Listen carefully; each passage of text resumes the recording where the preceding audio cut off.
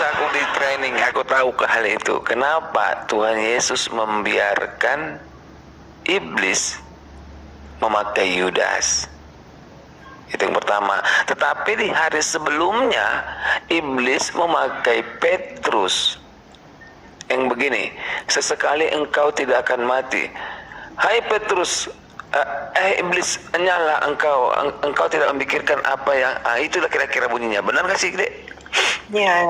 Nah, itulah. Nah, kenapa di saat itu iblis diusir Tuhan Yesus, tetapi di Yudas dibiarkan? What do you think about that?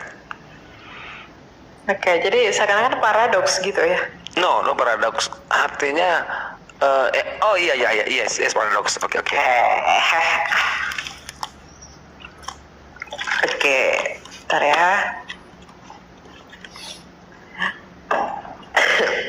Yang pertama gini, ketika Petrus itu mengatakan kepada Yesus bahwa sesekali hal itu tidak terjadi padamu Tuhan. Nah, lalu Yesus kan berkata apa? Anyalah engkau iblis, engkau tidak memikirkan apa yang Allah pikirkan, melainkan apa yang dipikirkan oleh manusia. Nah, di sisi lain, ketika Yudas menjual Yesus, Yudas itu dirasuki oleh iblis. Ya, dia dirasuki oleh iblis, kemudian dia itu, makanya namanya jadi Yudas Iskariot. Dia itu dirasuki oleh iblis, kemudian dia menjual Yesus. Itu pekerjaan si iblis. Jadi pokoknya pekerjaan yang dilakukan oleh Yudas ini itu adalah pekerjaan si iblis. Sedangkan yang Rasul Petrus ini ketika Petrus ingin mencegah Yesus itu tersalib, kemudian Yesus berkata, nyala engkau iblis, engkau tidak memikirkan apa yang Allah pikirkan. Ini tidak paradoks. Kenapa? Karena tidak ada di dalam narasi Alkitab bahwa Petrus itu dirasuki iblis. Itu tidak. Jadi ketika kita mengatakan bahwa Rasul Petrus itu dirasuki oleh iblis, seakan-akan iblis itu pengen Yesus tidak mati. Di sisi lain ketika dia merasuki Yudas Iskariot, kemudian dia pengen Yesus mati. Bukan begitu.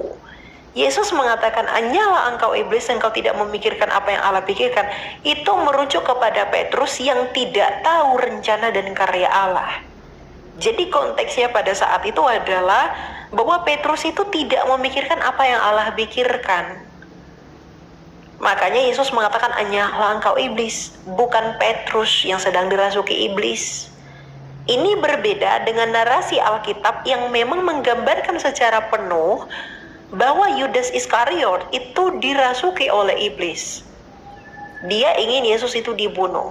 Tapi yang menjadi unik begini, bahwa Yudas Iskariot, kehendak bebasnya itu digunakan untuk menuruti keinginan iblis. Itu kan sudah dinubuatkan bahwa dia akan dijual dengan 30 keping perak.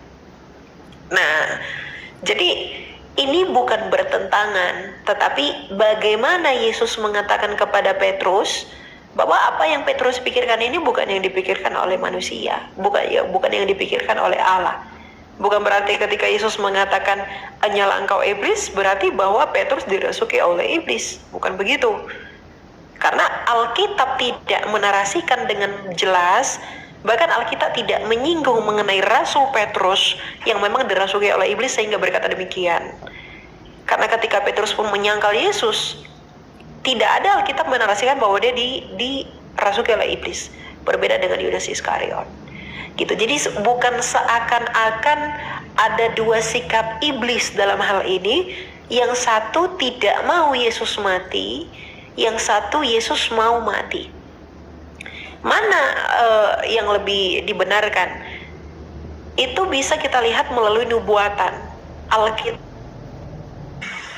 Ya jadi gitu ya. Jadi pokoknya iblis itu bukan berarti dia plan gitu. Tapi memang iblis itu pengen Yesus mati karena gini, maut, upah dosa kan adalah maut. Maut itu keinginan iblis. Jadi ketika orang itu mati, iblis itu senang. Karena orang ini sudah mati gitu. Dan dia berpikir bahwa aku punya teman nih di dalam kematian. Gitu. Jadi ketika iblis itu berhasil menghasut orang untuk menyalibkan Yesus, kemudian iblis memaksa Yudas untuk menjual Yesus, iblis merasa menang. Tapi ternyata maut itu dikalahkan oleh Kristus. Maka tergenapilah nubuatan bahwa Yesus yang adalah anak Allah itu menginjak kepala ular itu. Yang tadinya iblis ini senang, tapi sekarang dia telah ditaklukkan. Gitu. Gitu ya. Iya, puji Tuhan, mantap penjelasannya ya.